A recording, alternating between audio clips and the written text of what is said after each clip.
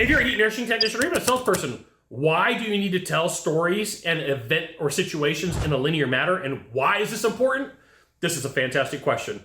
I'm Scott Silverbell, coming to you live from Sacramento, California. I need perfect day to talk about sales and business and a fantastic day to talk about you. All right, so if you are going to give a series of events or you are going to tell a story, you want to make sure to have a linear thought process.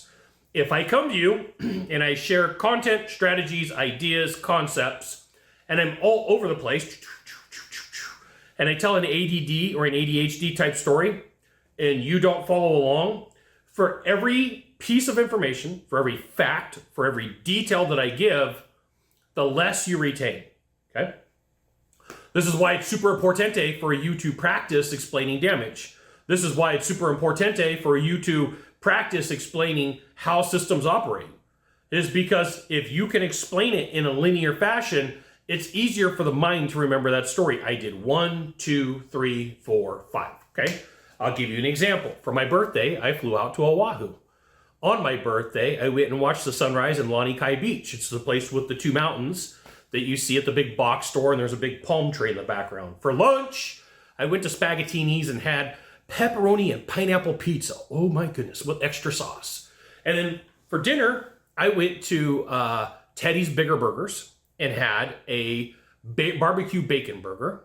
And then I went to Haleiwa Ali'i Beach Park and I watched the sunset with giant green sea turtles on the beach by myself. There was nobody there.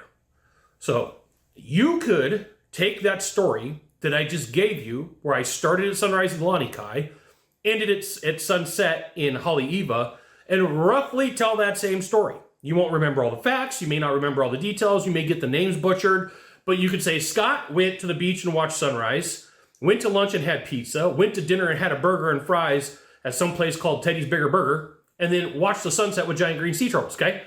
It's a linear story.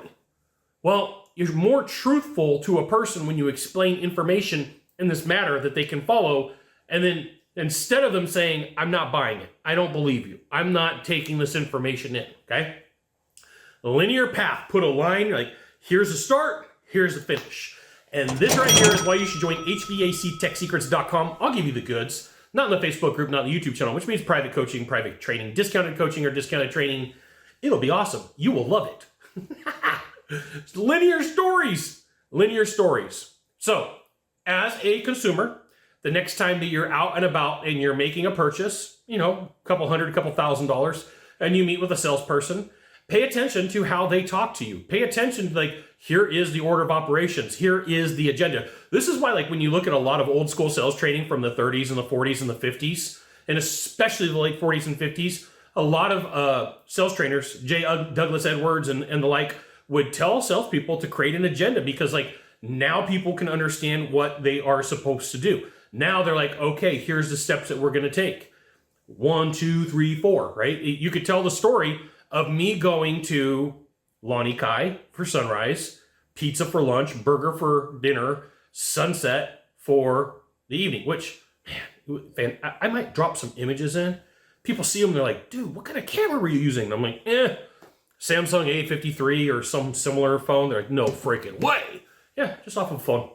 So pay attention. How you tell your story matters. Now, I want you to think about what I just did.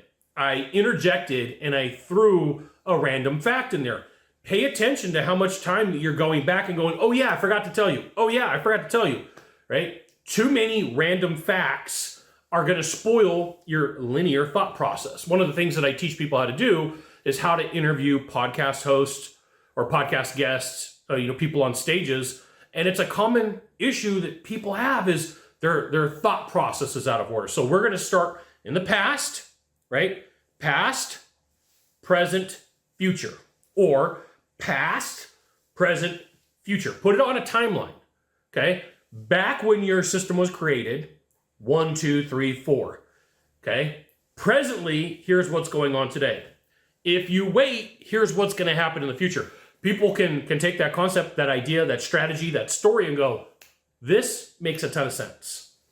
Past, present, future, okay? Now, if you start mixing them up, it's too hard to follow. You're going to lose people. You got one of three things to do from here. Just 1 of 3. Find the subscribe button, click on it, and every time I send out a video, you'll get an update. 2, and follow. 3. You know what you got to do. Share this video with a friend. We'll see you soon. Thanks for watching.